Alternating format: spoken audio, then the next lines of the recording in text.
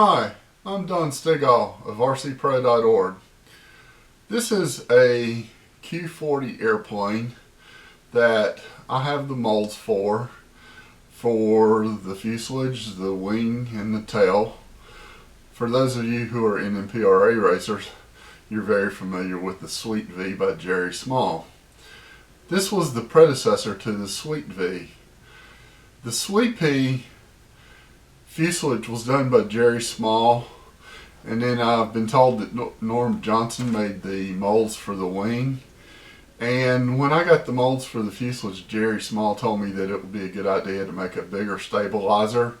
So I made molds for a new V-tail and added an inch on each end, so it has a little bit more stabilizer area than it did. And one thing I did was make the back of the stabilizer straight.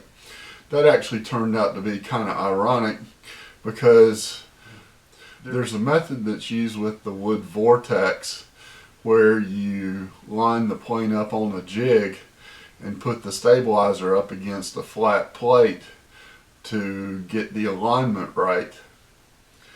I've had this kit sitting around since 2009. I had sold several, and I kept this one for myself. It was actually the first one I laid up.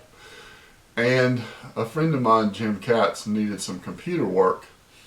Well, I did the computer work on his computer and got him up and running, and we talked about this airplane, and he agreed to mount the tail and to do a little more completion work on it. But it's been sitting in pieces since 2009, and various people have seen it, but Jim has gotten it mostly complete for me. The first thing he did was get the wing mounted, and this one has a belly pan that goes on it, but he got the wing mounted and got it blocked up and on a jig, and then he mounted the tail. When he mounted the tail, he put some extra balsa doublers inside the tail to have a bigger gluing surface, and he made push rods and put the ball links in, so there's not even an open hole to get to the ball links because I don't need to. He put the firewall in and put a jet needle valve mount in, and he got the firewall in, and then he put in a servo tray that had come from a vortex, and I have high-tech 85 mg servos on elevator and throttle. I'm real excited to have this plane in this state of completion. It still needs some work. There's a piece that fits in over the V-tail, and I'm going to have to glue it in, and then I will put a fillet of epoxy filler, but as well as this tail is glued in, it's not going to come out, so the filler block will not be structural. The other thing I've got to do is the wing does not fit the saddle exactly, so I'm going to have to pot the wing. After I do that, I'll be putting on the belly pan.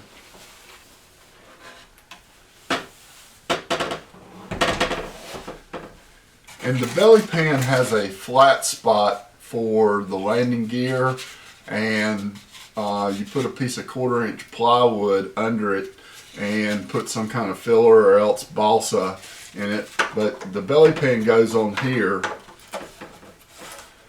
and I'm probably going to use the wing bolts to hold the landing gear in place, and I'll probably put a screw in the middle to hold it in place. And there's a cover that has holes for the wing bolts. Now I don't know if it lines up with them or not. You may have to do a little bit of filling and whatever to get the whole wing bolt thing set up. But I'm going to be finding that out as I get this thing together. And as I put it together, I'm going to videotape what I do because I can get it done just as fast videotaping it. And I'm going to take the wing off and show the servo installation.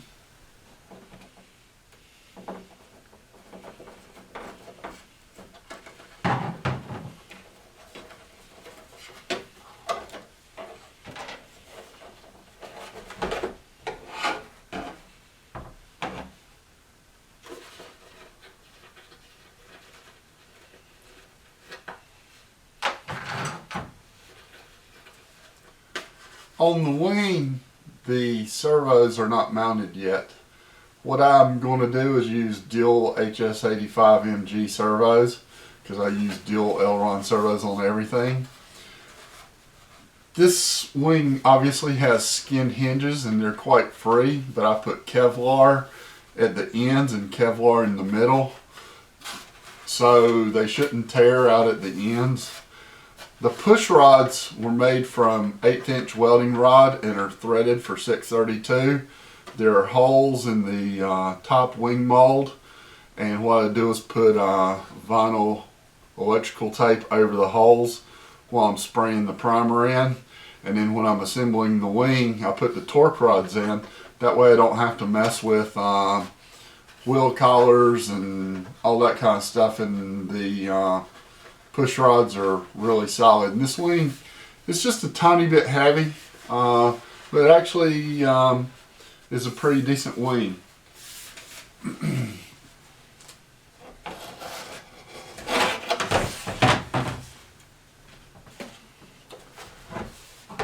On the fuselage you can see the throttle servo and you can see the elevator servos.